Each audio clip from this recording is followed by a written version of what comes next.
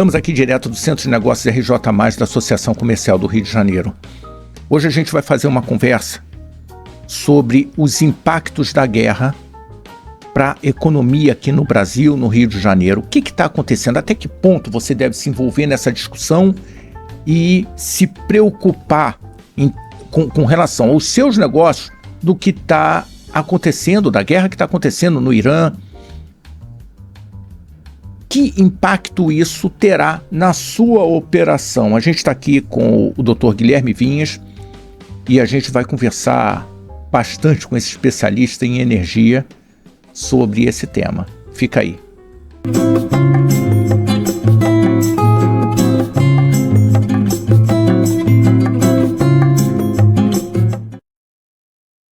Guilherme, você já esteve aqui outras vezes, mas eu acho que é bom você fazer um briefzinho de quem é o Guilherme. Ricardo, um prazer estar aqui novamente com você. Eu adoro a Associação Comercial do Rio de Janeiro, me sinto em casa, sempre bom estar com os amigos aqui. Bem, eu sou um advogado especialista em direito regulatório, trabalho há mais de 30 anos com energia, com petróleo, gás natural, biocombustíveis. Então, de fato, a minha vida é energia, é regulação de energia. É o que eu faço e é o que a gente...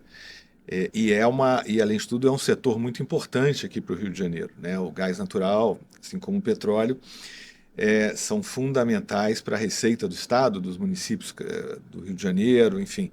É um setor econômico muito importante para todos nós. Guilherme, a gente está vendo uma enxurrada de informações com relação à guerra que está acontecendo e a cada minuto a gente ouve uma notícia diferente. E uma guerra nunca é bom, nunca em hipótese alguma é bom, mas é um fato, ela está acontecendo e impactos acontecerão em maior ou menor proporção. E eu fico pensando, que impacto isso vai trazer para a minha empresa aqui no Rio de Janeiro? Como é que você vê? O que eu vejo assim de imediato é a questão do diesel. Conversando com alguns amigos no sul do Brasil, onde entra bastante diesel, que é importado, e dizendo, não, tem um navio meu vindo. Ok, está a caminho. Agora o outro que eu comprei não saiu. Se não saiu, não vai sair. Não vejo cenário dele sair. Sim. E eu já começo a ouvir o custo do diesel subindo. De repente a Petrobras fala, não, mas não vou aumentar. Espera aí, a responsabilidade da Petrobras com os acionistas é uma empresa, como que ela não vai aumentar? Guilherme, como é que você está vendo toda essa questão, o impacto que pode acontecer aqui para a gente no Brasil? Ricardo, como você mencionou, quer dizer, guerra é sempre uma notícia ruim. Quer dizer, não é possível extrair nada de bom para o mundo, para a sociedade de uma guerra. Vamos lá, eu acho que para responder a sua pergunta, talvez valha a pena a gente dar um pulo para trás. Né? Esse episódio que aconteceu na Venezuela, que está acontecendo agora no Irã, deixam muito claro que o direito internacional se encontra num momento muito frágil. Né? Quer dizer, a ONU, como eu costumo dizer, virou um prédio muito bonito em Nova York, mas que serve para muito pouco. Isso porque a ONU é tão forte quanto os seus membros querem que ela seja forte. Se os Estados Unidos desiste da ONU, que os Estados Unidos é a maior potência militar, maior potência econômica... Maior provedor da ONU também. Exatamente, maior provedor da ONU. Evidentemente, a ONU perde força.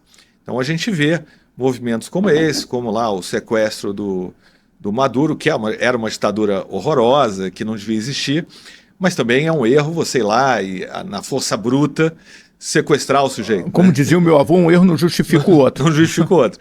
É a mesma coisa com o Irã. Quer dizer, o Irã é uma teocracia, quer dizer, um governo baseado na religião e muito violento, que também não é bom para a região, não é bom nem para os iranianos, como a gente está vendo agora, mas que também a guerra não parece ser o caminho mais inteligente para resolver isso. Então a gente está diante de um cenário que não é novo, né? Quer dizer, a gente está falando da Venezuela, do Irã, mas no passado recente teve o Iraque, né? A diferença é que agora os Estados Unidos, ou mais o presidente Trump, ele se sente muito à vontade para dizer que o problema realmente são os recursos, é o petróleo. Ele não está muito preocupado com uma democracia aqui ou acolá. Ele quer o petróleo. E aí, voltando à sua pergunta, quer dizer, como é que isso nos impacta, né? O Brasil é um país que não é generoso com o orçamento das suas Forças Armadas, quer dizer, as Forças Armadas estão sempre com déficit de orçamento. Da mesma forma, a gente não tem arma atômica, arma nuclear, então a gente não tem como fazer frente aos países, aos Estados Unidos, por exemplo. Então, o que nos resta, né?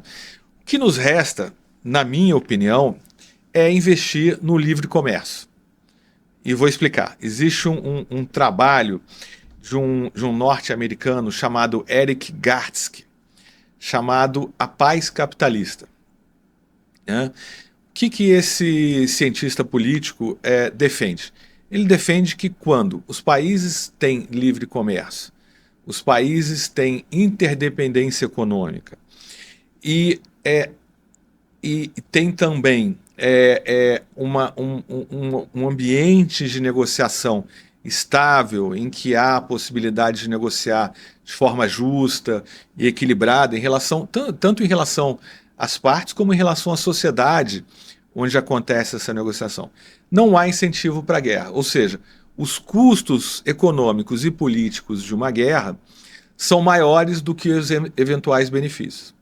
Então, para te dar um exemplo prático, e aí que conversa até muito com o Rio de Janeiro, quer dizer, o Brasil, o Estado brasileiro, lá nos anos 90, tomou a decisão de adotar o formato do Estado regulador. A gente criou as agências reguladoras, a gente tem aqui no Rio de Janeiro a Agência Nacional do Petróleo, Gás Natural e Biocombustíveis. Aqui do outro lado da rua, né? Do outro lado da rua, exatamente, aqui pertinho. E essas agências reguladoras são técnicas e elas conseguem, ou elas são criadas para desenvolver uma regulação técnica, uma regulação que atraia investimento, que cria um mercado com competição, de tal forma que hoje, por exemplo, no Brasil, o mercado de petróleo, você tem, o Brasil faz contratos de concessão, de partilha de produção lá desde os anos 90, e você tem empresas americanas, empresas de capital americano operando aqui, e você tem empresas de capital chinês operando aqui. Isso deixa claro que não faz sentido nenhuma dessas potências militares atacar o Brasil para ter acesso ao petróleo, porque ele já tem, né? Isso já acontece de uma forma justa e equilibrada, e isso não significa submissão aos interesses chineses ou americanos. Ao contrário, isso na verdade é algo muito bom para toda a sociedade brasileira. Só para dar um número para quem nos está assistindo, Ricardo, o último número divulgado pela ANP de participações especiais e royalties que foram pagos pela Petrobras em 2024, eles estão fechando agora o número de 2025, de 270 bilhões de reais. Ou seja, o Estado brasileiro, a União, estados e municípios receberam da Petrobras em 2024, por conta da produção de petróleo, 270 bilhões. E a mesma coisa se aplica, evidentemente, com números diferentes, para outras empresas estrangeiras. Então, 5 bilhões e meio de dólares. Algo assim, exatamente. Então, é algo assim que, de fato, a sociedade tem um retorno, é algo que volta para a sociedade e que cria uma paz baseada no comércio. Desculpa, 50. 50, exato. 50 bilhões, exatamente. Então, isso é uma coisa que se fala pouco, Ricardo, mas provavelmente quem nos está ouvindo e vendo ouve falar muito da guerra e isso pode gerar uma preocupação. Bom, será que a gente não vai ser vítima disso em algum momento, né? Porque isso é muito ruim para os negócios. Quer dizer, uma guerra é uma tragédia humanitária e uma tragédia comercial, econômica. Porque por vezes a pessoa está né? imaginando, olha, que problema sério, as criancinhas da escola, seríssimo o que aconteceu, mas eu estou salvo aqui do outro lado, num outro continente. Peraí, será que você está salvo? Ou será que você vai sofrer uma influência também disso aí e alguma criancinha vai deixar de comer? Eu acho que, assim, na minha opinião, o que o Brasil tem a fazer nesse momento, né? O Brasil tem que fortalecer as agências reguladoras no setor de energia, especialmente a ANP e a ANEEL, fazer com que as agências tenham todos os mecanismos técnicos, tenha mão de obra para gerir o setor de energia no Brasil e regulá-lo da forma mais eficiente possível, porque é importante mencionar, Ricardo, que as agências também sofrem cortes orçamentários. A ANP, no ano passado, por exemplo, não pôde realizar uma parte importante das suas atribuições por absoluta falta de recurso financeiro. Então, isso é algo que precisa ser enfrentado também. A gente precisa municiar as agências reguladoras com os recursos necessários. Isso acontecendo, a gente consegue estimular a competição no Brasil, atrair investimentos estrangeiros, de qualquer que seja a matiz ideológica, porque o que importa para a gente é o investimento. Não importa Money talks. Não importa se vem da China ou se vem dos Estados Unidos. O importante é que a gente receba e os nossos empresários sejam beneficiados por esse recurso. Uma bela governança aqui. Exatamente. Então, na minha opinião, Ricardo, assim, a gente tem, antes de responder objetivamente a sua pergunta, quer dizer, eu acho que a gente tem esse grande pano de fundo no Brasil, que é ter criado um mecanismo de livre comércio com o mundo inteiro. Eu estou falando do petróleo, mas isso também se aplica a terras raras, que é uma outra... corrida que já começou. Uma corrida que já começou. As empresas que quiserem explorar aqui já têm regras, já tem lei, já tem mecanismos para que isso aconteça. Quer dizer, não é como o Irã ou a Venezuela, que tinham mercados absolutamente fechados, que você tinha que ser amigo do ditador ou amigo do teocrata, do ayatollah, para ter acesso a esse setor econômico. Aqui não. Aqui isso está regulado, tem regra. As empresas que atenderem as regras vêm aqui e fazem as suas atividades. Então, eu acho que com esse grande pano de fundo, a gente pode concluir que o Brasil está mais seguro para iniciativas como essas que o presidente Trump vem tomando ao longo do mundo. A gente tem, de fato, muito menos incentivos e estímulos econômicos para atrair uma guerra para cá. Eles não precisam de guerra aqui. Isso dito, quer dizer, eu acho, entrando agora na questão mais objetivamente na sua pergunta, o que acontece? Eu vi uma entrevista do Roberto Ardenghy, que é o presidente do Instituto Brasileiro do Petróleo, há 2 dias atrás, em que se perguntava a ele o que todo mundo quer saber: o combustível vai subir ou não vai subir? Né? Vai faltar ou não vai faltar? Porque fecharam o canal de Hormuz, que é onde se transita uma grande parte do petróleo pelo mundo. Né? Bem, primeiro, o que ele diz é o seguinte: o Brasil hoje é um grande produtor de petróleo, a gente está entre os 10 maiores, se não me engano. No Brasil hoje é o 7º maior produtor de petróleo do mundo. E o Rio de Janeiro seria o 11º se tivesse isolado do resto do Brasil. Exatamente. Então, em relação ao fornecimento, isso não se imagina que vai acontecer aqui. A gente é um produtor importante. Bem, como é que... E aí o Roberto dizia o seguinte, que as empresas de petróleo, elas estimam que tem estoques para algo em torno de 60 ou 90 dias, antes que se precise começar a pensar em falta de petróleo e aumento de preço. Né? Então, dizer, há um colchão, mesmo os navios que não estão parados lá, eles têm alternativas, que, além do Estreito de Hormuz. Porque o Estreito de Hormuz é o caminho mais reto e que custa menos em termos de frete e tudo mais. Mas há a possibilidade de fazer outros trajetos para escoar esse petróleo para o mundo. Então, assim, de tudo que eu tenho ouvido, Ricardo, nesse setor de petróleo, gás e energia, é que, primeiro, o Brasil, é óbvio que se o petróleo vem subindo, salvo engano, hoje estava em torno de $80 o barril, 80 e poucos, saiu de 60 e poucos, então há uma possibilidade de chegar a $100. Se isso acontecer, muito provavelmente o custo dos derivados de petróleo no Brasil, diesel, gasolina, vão aumentar também, porque apesar da gente de sermos grandes produtores, como você mesmo mencionou, a Petrobras é obrigada, até por suas regras de governança, a aumentar o preço do petróleo. Para fazer frente aos seus investidores. Exatamente. Quer dizer, a Petrobras ela não é só uma empresa pública, quer dizer, ela não tem que atender só aos interesses do governo brasileiro, mas ela tem um monte de pequenos acionistas. Nós aqui podemos ser acionistas da Petrobras, basta aí comprar uma ação. Então, para que esses pequenos acionistas não sejam prejudicados por uma vontade do governo de segurar a inflação, por exemplo, há uma regra de governança já que foi estabelecida, inclusive na época do Jean Paul Prats, que foi presidente da Petrobras. Sim.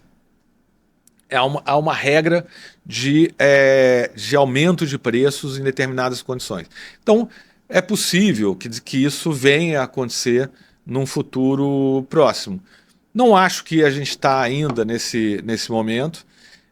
No fundo, está todo mundo tentando entender, os próprios americanos estão tentando entender como é que vai se desenvolver a guerra no Irã e o impacto na produção de petróleo naquela região, que é muito importante. Quer dizer, se a guerra vai demorar... Seguramente a guerra já está demorando mais do que o presidente Trump gostaria. Ele imaginou que ia ser algo semelhante como foi na Venezuela, e está claro que já não vai ser, né? Já não está sendo. A gente já está aí há uma semana praticamente de guerra e não há um fim tão claro pela frente. Mas um cenário é essa regra durar um mês, como o presidente Trump está dizendo que é o limite, ou durar 6 meses, 1 ano, e aí... E a questão do limite também impacta nas consequências. Porque na hora que ele fala que o limite está ali em 1 mês, ele pode agir com uma força tal que gere um impacto muito maior. Sem dúvida.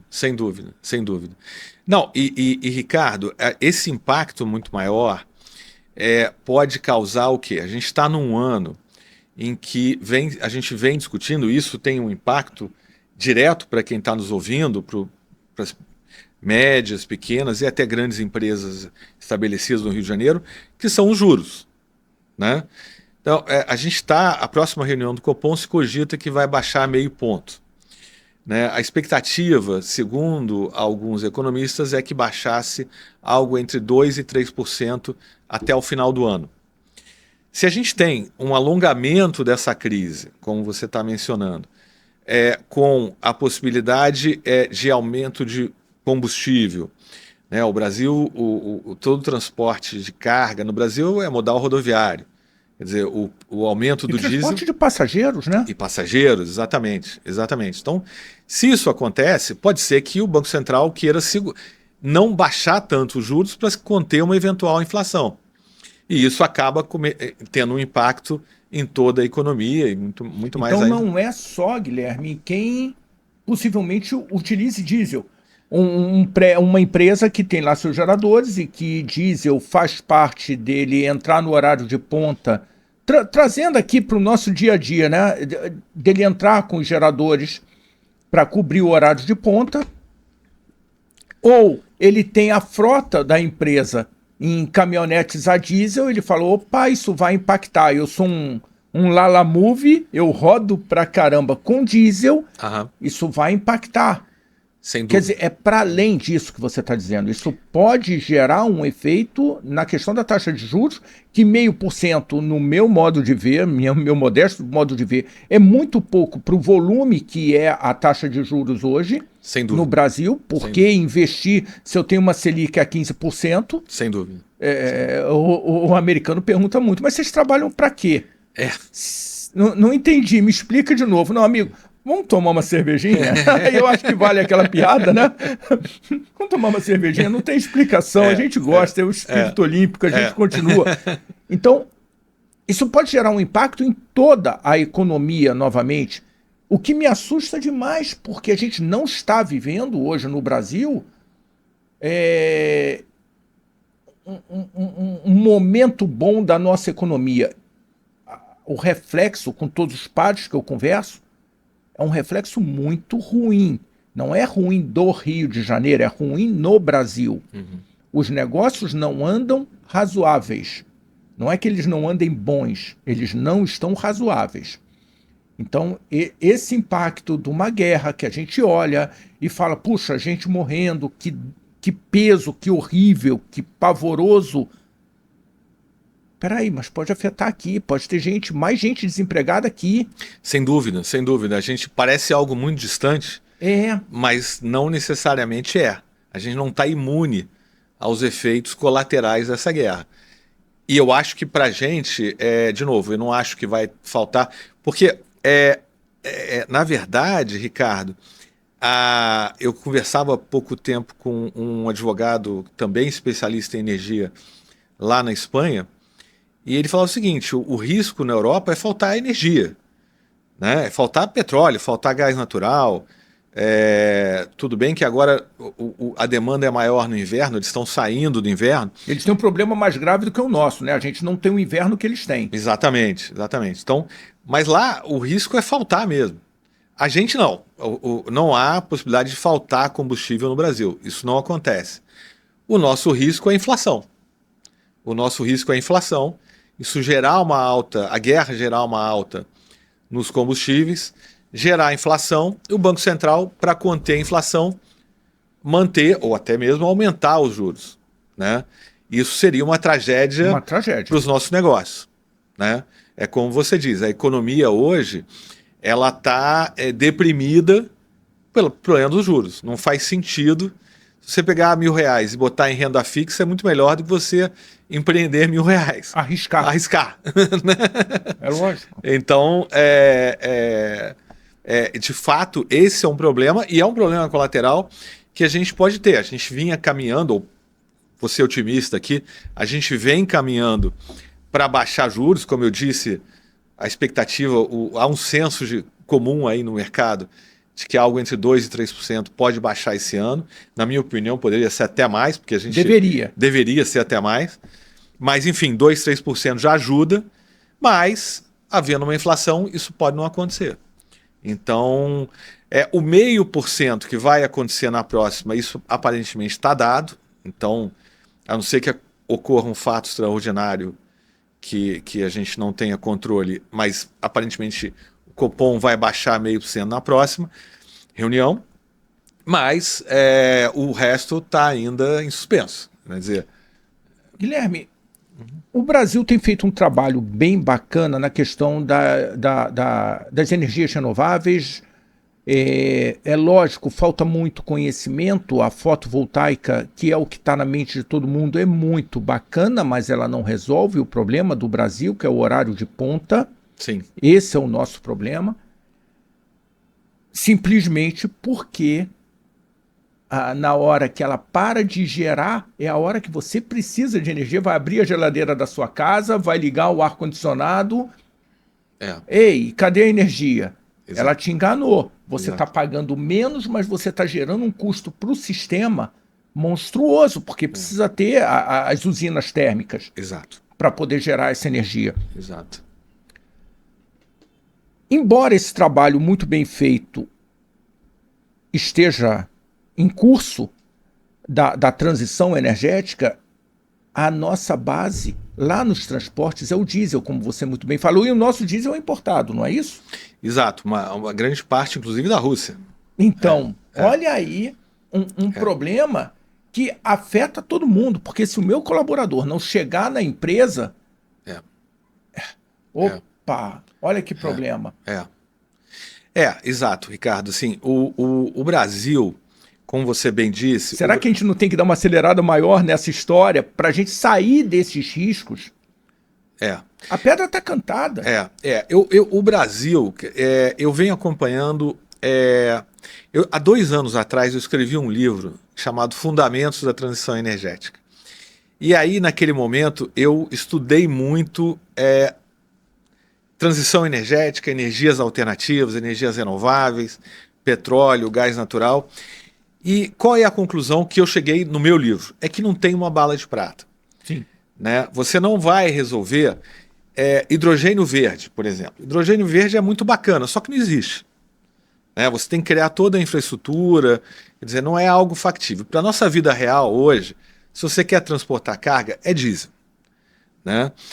Acho até que vale uma nota aqui, vale sempre falar, que o Ministério dos Transportes vem fazendo um trabalho muito importante que eu venho acompanhando, até por conta da minha prática de advocacia, na concessão de nova malha ferroviária. Quer dizer, algo que foi abandonado historicamente no Brasil e que o atual Ministério dos Transportes, o secretário Jorge Santoro, o ministro Renan Filho, vem trabalhando para, de certa forma, fazer com que essa malha ferroviária ganhe musculatura. Isso deve acontecer. E é uma forma importante também de reduzir a dependência do modal rodoviário, do diesel e tudo mais. Né? Então, o que eu sinto, Ricardo, e aí eu concordo com você, é que a gente precisaria acelerar a transição energética. A gente teria que ter... Por mais motivos do que o ambiental. Exato. Por mais motivos. Que é a nossa liberdade. Exato. A ausência ou a diminuição da dependência externa. Exatamente. E a gente tem todos os recursos para isso. Né? O Brasil tem muito... O Brasil é um país solar. Onde você vai no Brasil tem sol, né? Tem vento. Agora, há uma grande discussão que vai tomar esse ano em relação à transição energética, que é o armazenamento de energia. Né? Então é exatamente o que você dizia, quer dizer, a gente produz energia solar durante o dia e eólica quando está ventando, mas quando acaba o vento ou acaba o sol... Não dá para ensacar o vento. Não dá. A gente brinca assim, mas eu acho que dá para a pessoa ali imaginar e falar assim, tá ótimo, eu gerei mais energia na minha casa... Isso. Por que eu não ponho mais 2 painéisinhos aqui em casa e armazeno essa energia? Que é muito falado, né? A Tesla, isso. Eu visitei, Ricardo, até algo interessante, até para quem tem comércio, por exemplo, eu acho que é algo que vai ser bastante comum nos próximos anos, que é o armazenamento domiciliar de energia. Eu visitei uma empresa na Espanha que faz isso e o conceito é muito parecido com o conceito de carro elétrico. Então você imagina que você tem um carro elétrico que o piso dele é composto por baterias de armazenagem. Você pega aquelas baterias e bota na parede da sua casa. E aí, de tal forma que quando você está gerando energia solar ou eólica, você não joga na rede, você joga na sua bateria. E quando acaba a energia, você tem energia por 48, 72 horas. Isso para uma casa é conforto, mas para um comércio é fundamental. Sim. Você pode ter um comércio de alimentos perecíveis, por exemplo, que é a diferença entre ter um grande prejuízo ou não. Né?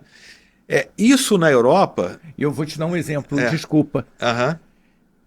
Eu fui ao mercado e comprei carne estragada. Aí você fala, peraí, o que isso tem a ver com essa história?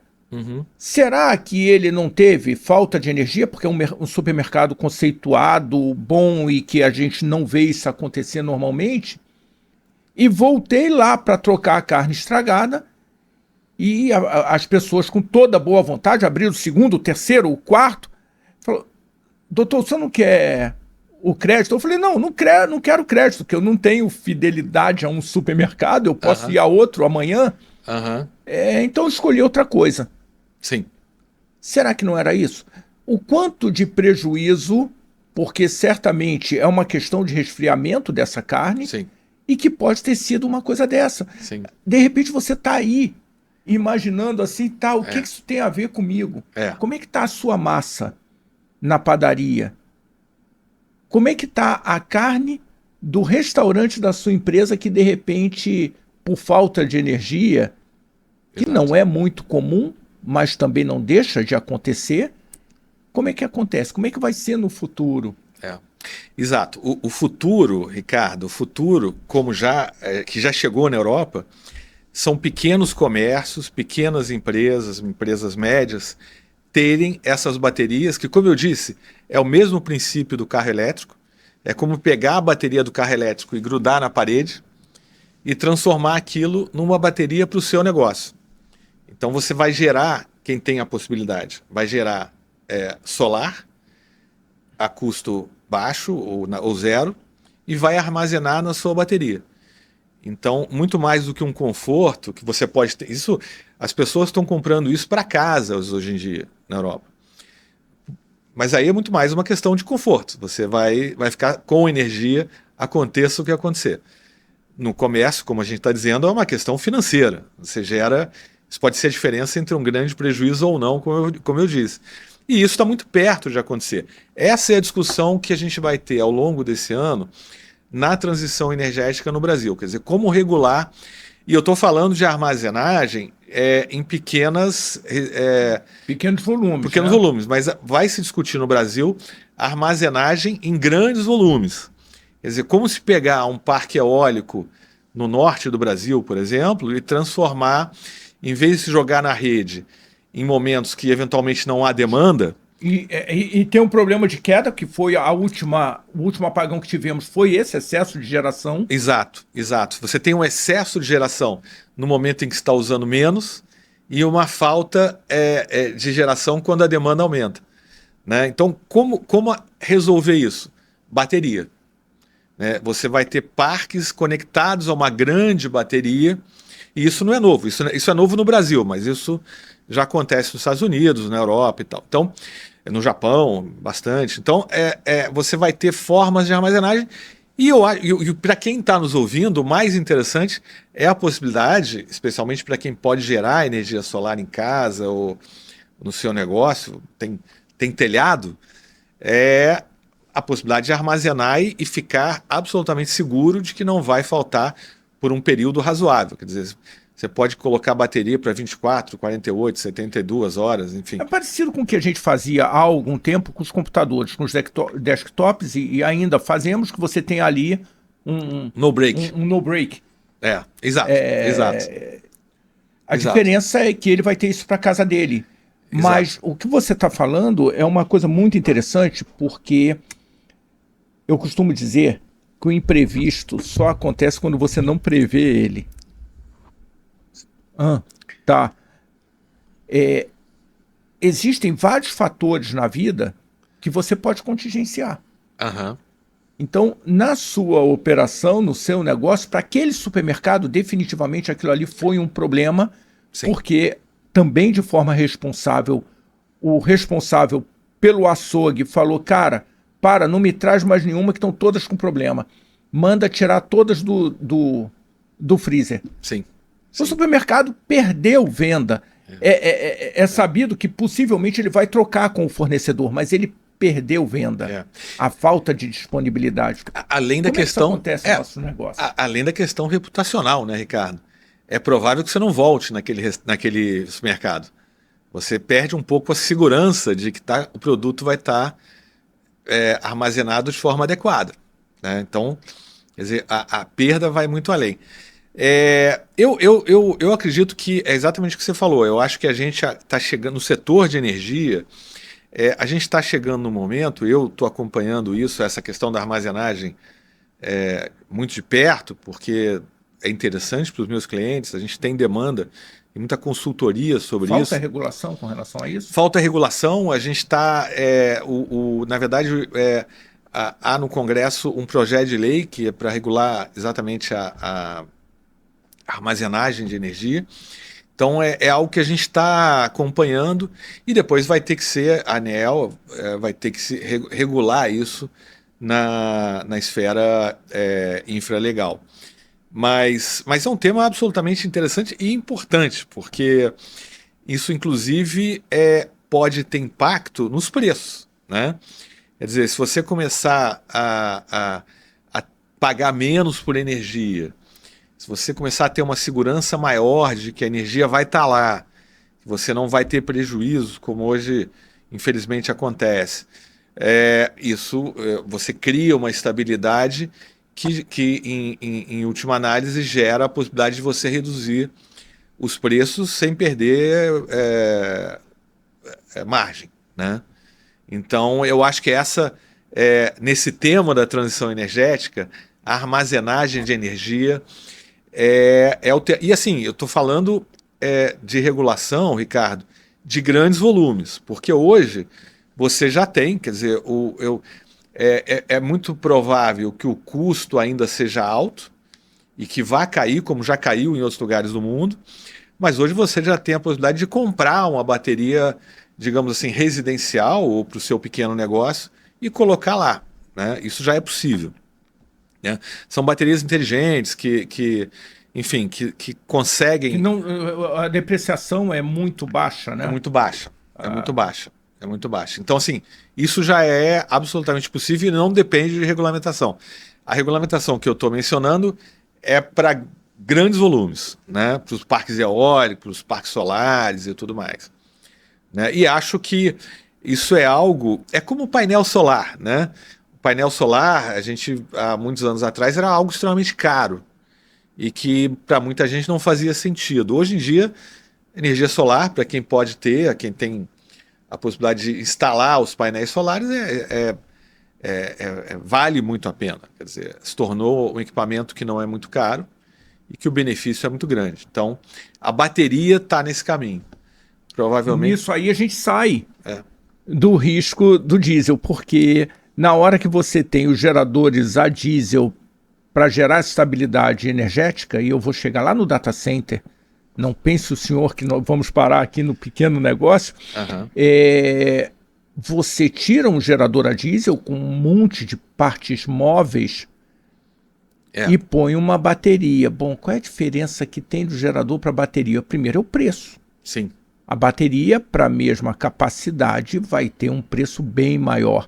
Então, talvez a questão regulatória, para até mesmo fiscal, para essa bateria, se a gente entende que ela é mais adequada, seja ambientalmente, seja estrategicamente, ela tem que ser olhada. Fala, olha, não, vamos baixar o imposto aqui na bateria, sim, porque isso vai ajudar o Estado a recolher imposto nos outros, que a bateria vai trazer base para isso. Exatamente. Seria extremamente interessante que o governo pensasse em fazer isso que você está dizendo, porque de fato todo mundo ganha, inclusive o governo. Sim. Então, as contas públicas, né? Eu acho que esse seria um movimento... É difícil. Por exemplo, você estava falando de data center, né? Vamos lá. Sem querer mudar. A gente acabou de perder uma excelente oportunidade de estimular a criação de data centers no Brasil, que foi não se votar o REDATA, né? O REDATA nada mais é do que um programa que foi criado pelo governo para estimular, para criar condições favoráveis à implantação de data centers no Brasil.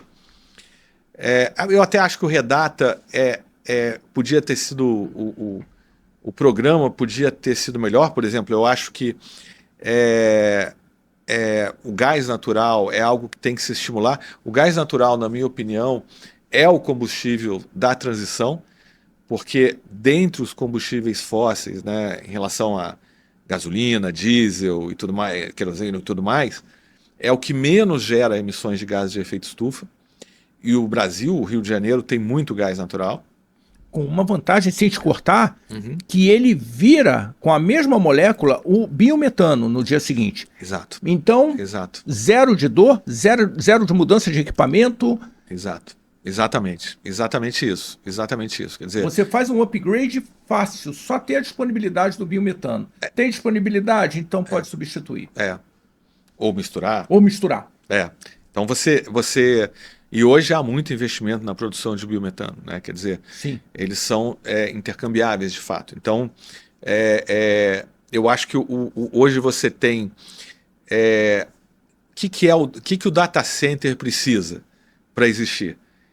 Basicamente, ele precisa de muita energia e muita água para refrigerar.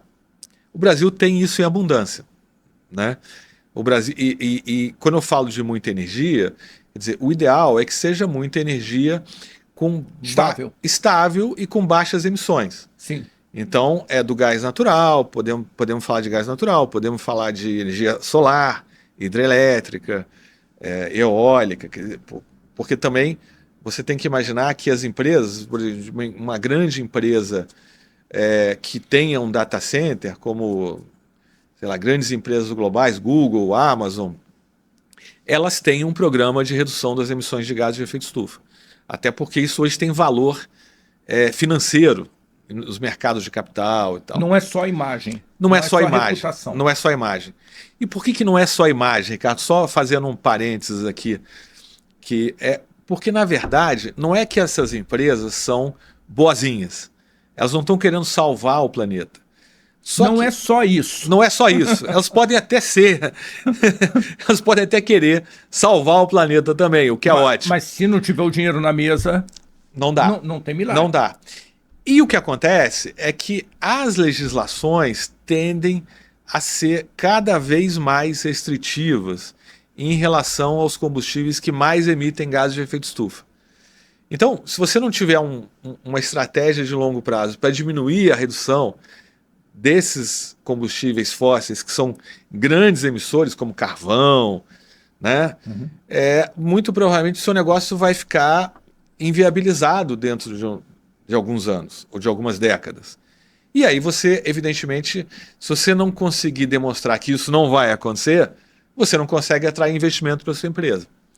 Quer dizer, então é por isso que grandes empresas globais, quando vêm montar um data center no Brasil ou em qualquer outro lugar do planeta, se preocupam em usar combustíveis de baixa emissão de gases de efeito estufa. Quer dizer, o aquecimento global hoje é uma variável financeira, efetivamente, né? Não só, como eu disse, de se fazer o que é correto. Também de se fazer o que é correto, mas para colocar o dinheiro na mesa é preciso ter esse tipo de cuidado. Agora um break news. Existe você falou da questão da água. Eu trabalho com resfriamento. Sim. Então, essa questão da água, existem 2 pontos polêmicos, mas que a ciência responde de forma muito clara e objetiva. Se você tem essa água sendo evaporada nesse local, que por vezes a mídia diz a água está sendo consumida, bom, como que a água é consumida? Ela evaporou, você perde em torres de resfriamento, parte por evaporação. Para onde essa água foi? Para o meio ambiente. Se ela foi para o meio ambiente, ela voltará em chuva. Não necessariamente aqui, ela pode mudar, porque existe uma movimentação dessas massas. Mas um outro ponto importante, eu não preciso ter circuitos abertos de água. Eu posso ter um circuito fechado. Sabe qual é a perda? Num chiller, onde o circuito é fechado e ele tem a refrigeração desse chiller, a ar, é zero. É zero de perda, porque a tubulação é soldada. E ele passa essa tubulação e faz o resfriamento no data center. Então, é o break news. Sim. A gente não necessariamente há um consumo de água. Quando perde por evaporação, é por evaporação. Sim, sim. E o outro, é um circuito fechado. Então, nós temos feito obras de refrigeração em data center com circuitos fechados, Sim, onde sim, há perda. sim, sim. Sabe, a Sim, gente está sim. dando uma volta para que a gente tenha uma visão mais completa, vamos chamar assim, uma visão 360 desse impacto da guerra, a questão do diesel. Espera aí, eu tenho condição de ter geradores a gás no meu data center? Bom, qual é o impacto do diesel? Mudou nada para mim. Não mudou nada, porque o gás é um resultado da operação de extração Sim, do petróleo, que eu Sim. já estou extraindo e faço o refino aqui no Brasil, por sinal um refino muito consciente. O nosso petróleo ele tem um impacto sim. muito menor do que de águas rasas. O nosso de águas profundas ele vem gerando um impacto muito menor.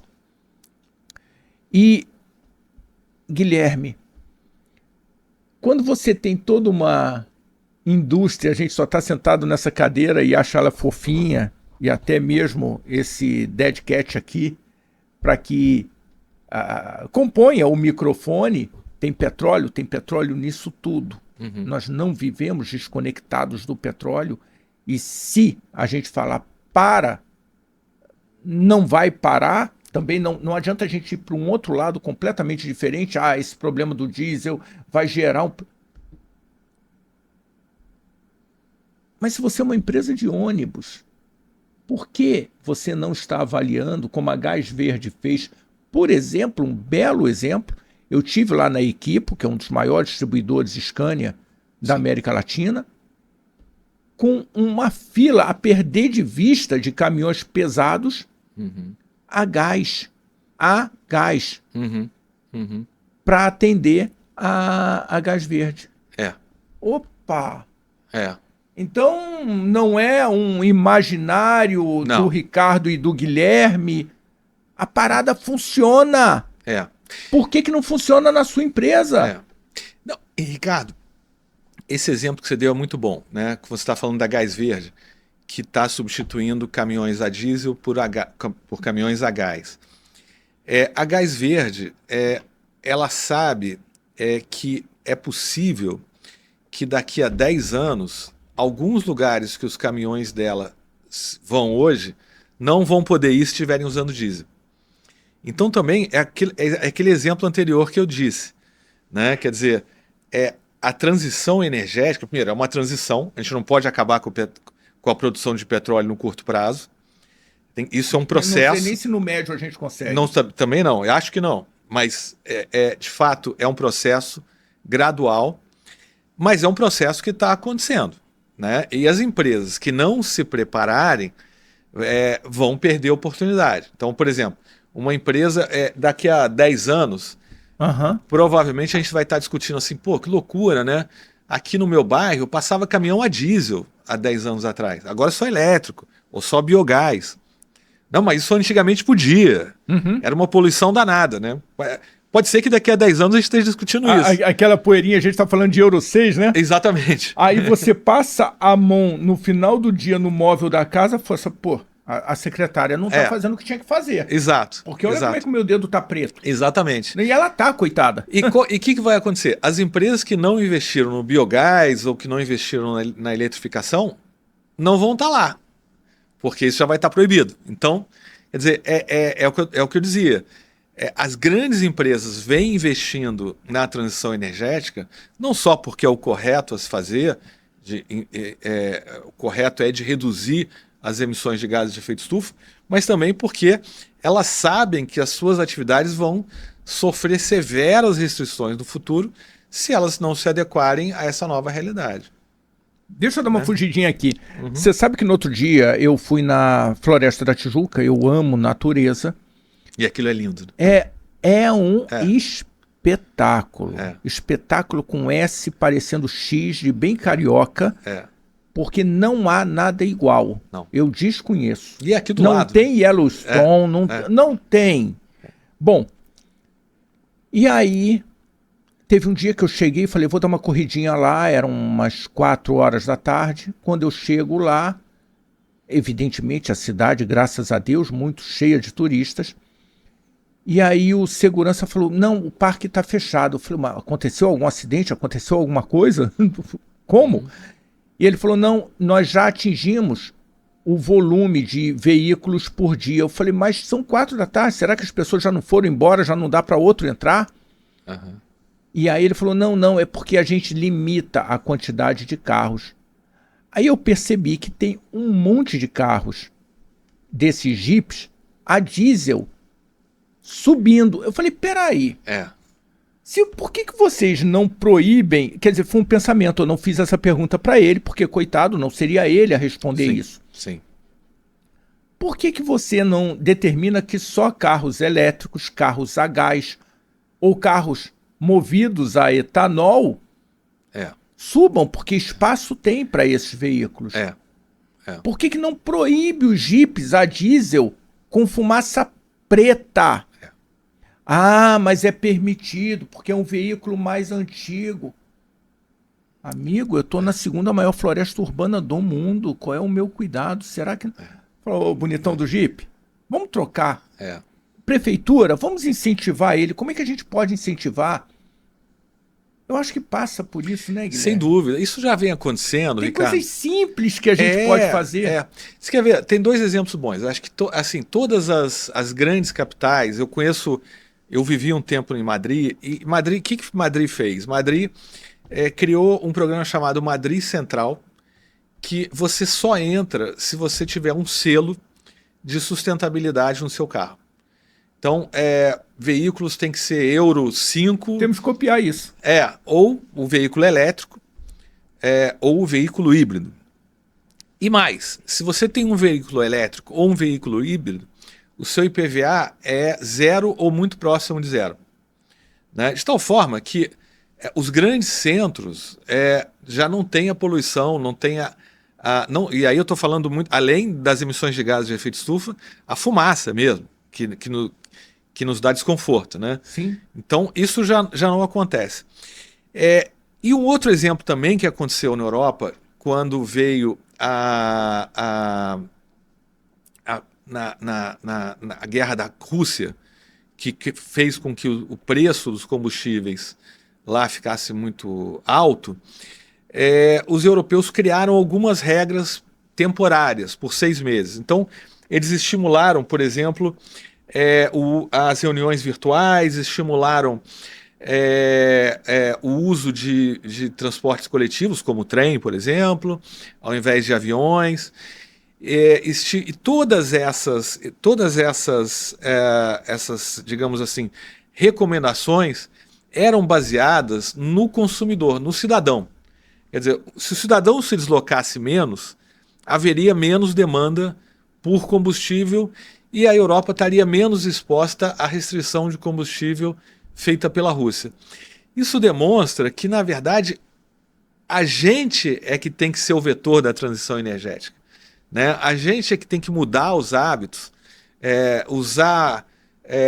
lá na Europa, por exemplo, se usa muito bicicleta. Aqui está se criando isso, né? Niterói hoje, por exemplo, que é aqui do lado, tem uma rede de bicicletas, de ciclovias, que eu acho que é a maior do Brasil, se não a maior, uma das maiores, se não a maior. E se não é a maior, é um excelente exemplo. É um excelente exemplo, isso é uma coisa a se fazer, né? A gente tem, aqui no Brasil a gente tem também isso até para quem está nos ouvindo, quer dizer, eu acho que em relação a esse receio de alta dos combustíveis, Ricardo, é algo a se pensar, que é o etanol. Quer dizer, o etanol surgiu lá nos anos... 100% renovável? 100% renovável, produzido no Brasil. Quer dizer, a gente produz... o Brasil e a Índia são os maiores produtores de etanol do mundo. Né? Então, se o preço do... Isso surgiu justamente... O programa do etanol, que chamava na época Proálcool, surgiu lá nos anos 70, no primeiro choque do petróleo. Né? Existiu uma dor que impulsionou a uma nova tecnologia. A uma nova tecnologia, que o Brasil é líder no mundo. Sim. Né? Hoje, quando você conta fora do Brasil que você compra... Já fala no etanol de terceira geração. Né? Não, e hoje quando você conta, você viaja e conta... O meu carro, por exemplo, meu carro é um carro flex. Eu posso optar por gasolina ou etanol. os estrangeiros ficam fascinados por isso. Então, assim, mas o etanol é muito mais eficiente em termos de emissões de gases de efeito estufa, emite muito menos do que a gasolina e me permite, numa época de crise como agora, em que eventualmente o preço da gasolina vai subir, optar pelo etanol, que vai estar menos exposto, não é um derivado de petróleo. Você falou da emissão, mas quando ele é a planta que está crescendo lá, ele está consumindo aquilo Ele que captura possivelmente carbono. ele gerou na emissão. É. Então, é muito interessante isso. Mas eu queria voltar, Guilherme, na questão do diesel. Na questão do diesel. Aproximadamente, ali quase na ordem de 1/3, 1/4 do diesel que é produzido no Brasil é importado. Sim. Então, quando você tem um volume desse tamanho, o impacto pode ser importante. Qual é o recado que a gente pode trazer para quem está ali assistindo na questão do diesel? Olha, Ricardo, eu concordo contigo. Eu acho que esse impacto pode acontecer, de fato. Não vai ser a primeira vez. Eu acho que quem está nos assistindo deveria... Quem está nos assistindo e pode, tem recursos financeiros para isso, é se preparar para uma alternativa. Gás, por exemplo. Você mencionava uma visita que fez a Scania, né? Sim, a equipe. Eu estive lá com o Paulo vendo uma infinidade de caminhões grandes, pesados. Pois é, a Scania, eu imagino que devem existir também outras... Tem, a Iveco, tem. Sim, Quer dizer, eu acho que isso, para quem tem recurso financeiro para investir nisso agora, é uma solução interessante, não só pelo momento, né, pelo risco de um eventual aumento do diesel, mas também para o futuro, porque o futuro está muito mais num veículo movido a gás natural, ou a biogás, a biometano, do que movido a diesel. Quer dizer, no futuro, a gente vai achar um absurdo a gente consumir o volume de diesel que a gente consome hoje. O petróleo, como a gente dizia, ele vai ser produzido por décadas, mas eu acho que o uso dele vai ser cada vez mais nobre. A gente não vai queimar ele no motor de um caminhão. A gente vai fazer isso aqui, vai fazer produtos que ainda não tem substituto. Não tem substituto. Na minha opinião, e o que eu leio e ouço desde que eu comecei a me interessar por esse tema, é isso. Então, quem fizer a transição, respondendo a sua pergunta, quem pode e fizer a transição do diesel para um veículo movido a biogás, por exemplo, está fazendo um bom negócio. Está olhando para frente e está dando resiliência ao seu negócio. Resiliência, ele está saindo da posição de risco. Exatamente, é resiliência para o seu negócio.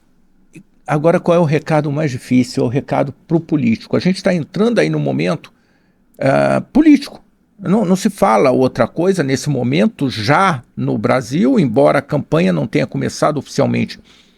Qual é o recado para esses que entendem que podem colaborar com a nossa sociedade, agindo lá no campo político partidário? O que ele tem que olhar? Porque assim, eu acho que tem muito do lado político de criar o ambiente favorável para que isso aconteça. Como você falou, aquele que pode. Peraí, e aquele que precisa, mas não pode? Que de repente olha e fala, cara, o carro que eu tenho, essa caminhonete, ela é a diesel. E então tá arriscado eu daqui a pouco parar por falta de diesel, por conta da guerra no Irã.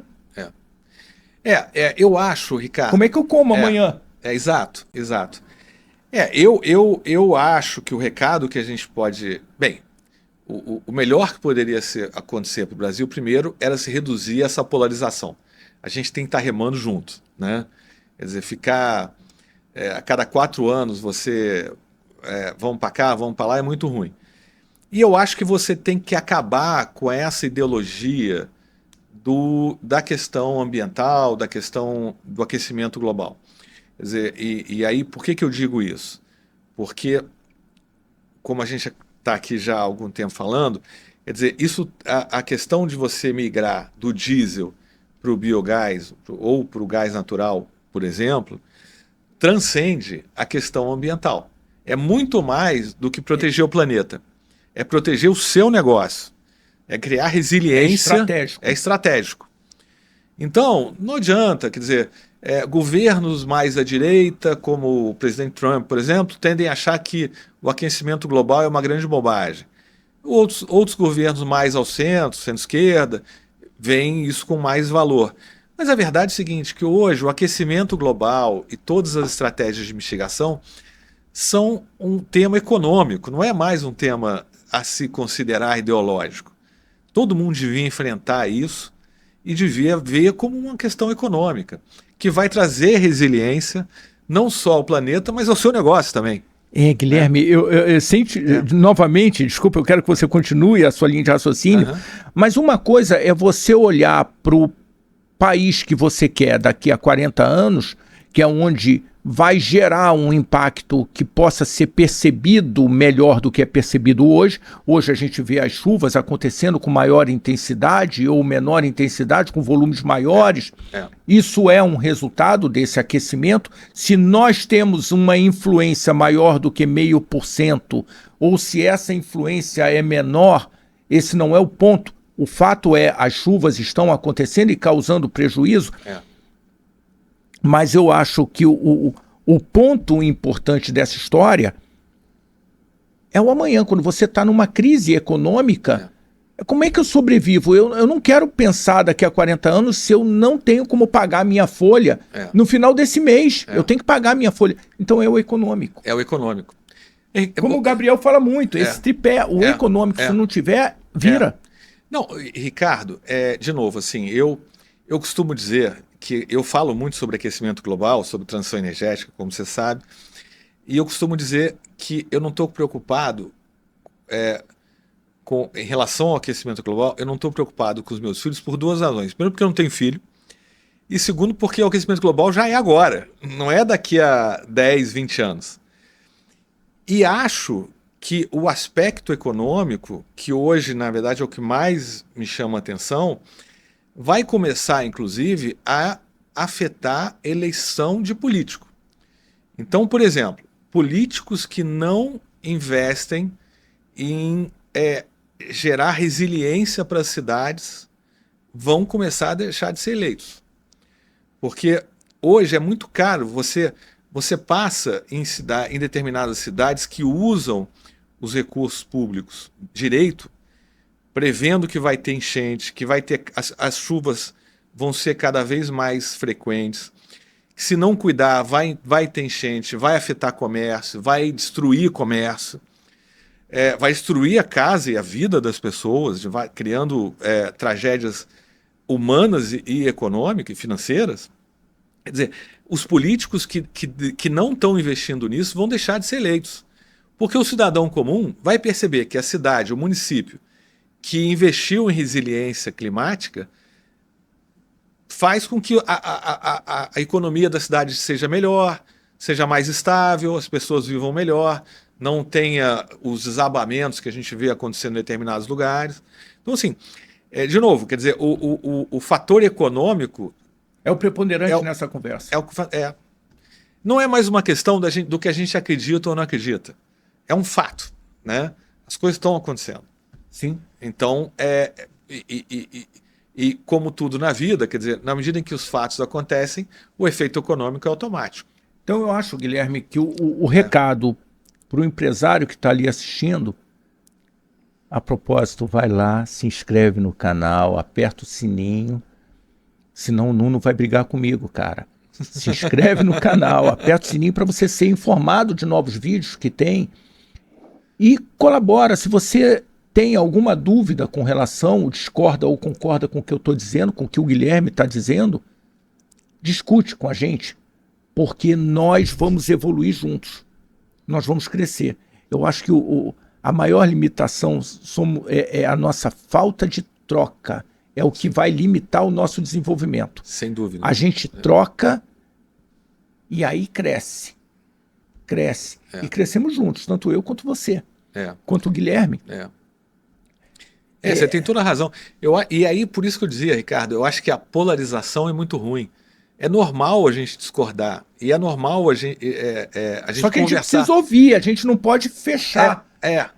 A lei de Dunning-Kruger, que o Humberto Mota Filho uma vez contou para mim, já há um bom tempo, onde a gente não pode ser esse ignorante que leva a você crer numa coisa completamente sem base, mas afirmar com uma certeza que não existe. Conversa. Esteja aberto a ouvir, Exato. porque isso vai te fazer crescer. Nem que seja para você reforçar a sua convicção. Sim. Não, a justificativa do Guilherme não me tirou da posição que eu estou. Eu ouvi de coração aberto. Eu acho que é por aí, essa questão da polarização, né? Sim. Não, eu não quero ouvir o Guilherme porque ele é branco. Não quero, eu sou negro, eu não quero ouvir o Guilherme. Quer dizer, eu penso de uma forma diferente, eu não quero nem ouvir. Não, vamos ouvir. Vamos ouvir. E eu acho que o recado para quem é empresário é, nesse momento que existe um problema sério internacional, uma reacomodação da economia mundial vai acontecer em maior ou menor proporção, saia do risco. Saia do risco. Se você pode alterar o seu carro diesel e transformar ele num carro, ou se está na hora de troca, às vezes está simplesmente na hora de troca do veículo. Sim, está no momento. Então vamos pensar, eu não sei hoje, mas a Ranger, a picape Ranger da Ford, ela tinha uma opção a gasolina, que é flex. Puxa, então deixa eu rodar com essa opção, porque eu ainda posso botar um kit gás que no Rio de Janeiro funciona muito bem, e eu vou sair desse risco. É uma questão de opção. Você abrir a sua mente. E para o político, é olhar para entender que legislação, se tem alguma dúvida, não tem problema, senta aqui com a gente, senta com o Guilherme, vamos sentar com o Josier, vamos sentar aqui na associação comercial e vem ouvir. Você não precisa fazer o que a gente entende como certo, mas eu acho que é de bom tom você ouvir o que a gente entende de correto, de adequado para a nossa sociedade. Ouve e, de repente, você vem com uma saída que talvez seja o que vai ajudar a te eleger no próximo pleito, né, eleitoral. Sim, eu acho que uma das boas coisas dessa casa, da Associação Comercial, é a possibilidade de a gente trocar ideias e aprender o tempo todo, né? Quer dizer, quando a gente ouve quem está na ponta, quem está tocando os negócios, a gente aprende muito. Hoje em dia não existe mais o advogado, ou não deveria existir o advogado, que fica fechado no escritório olhando as leis. A gente tem que conhecer o negócio. Então, a beleza aqui da Associação Comercial é justamente permitir... Sentir essa pulsação, né, Guilherme? Sentir essa pulsação e falar, de repente, pro Rica, pro Gabriel, mas por que você não faz isso? Eu não faço isso por causa disso. Temos esse problema. Puxa, mas você devia fazer porque você está ganhando muito dinheiro. Você acha que eu estou ganhando muito dinheiro? Peraí, vamos fazer aqui a conta. Olha aqui, ó. Eu precisei me alavancar, isso aqui me custa tanto, isso aqui... Caramba, Gabriel, eu achei que você estava com uma margem de lucro bem importante e não essa margem toda. Então agora eu entendi. Eu tenho que dar uma isenção de IPTU para você que você acelere o seu desenvolvimento e, consequentemente, pague mais imposto. Que mesmo com um percentual menor, o volume de imposto seja maior e aí eu consiga redistribuir, gerando equilíbrio nessa sociedade, tanto melhor que nós fôssemos uma sociedade parecida com a sociedade holandesa na questão do equilíbrio, da sueca, da norueguesa. Não somos. A gente tem que trabalhar para chegar perto disso. É isso aí. É trabalhar, é remar todo dia e acho que cada um de nós pode fazer diferença, né? É o nosso dia a dia que vai tornar o país que a gente vai reduzir desigualdade, criar oferta de trabalho, criar riqueza e diminuir a desigualdade, que é algo realmente muito ruim no Brasil. O Guilherme falou que a gente pode, então se mexe, vem para esse lugar e considera a possibilidade de participar de um grupo como esse. A velocidade de crescimento, de amadurecimento da sua operação, do seu negócio, vai ser maior do que você sozinho.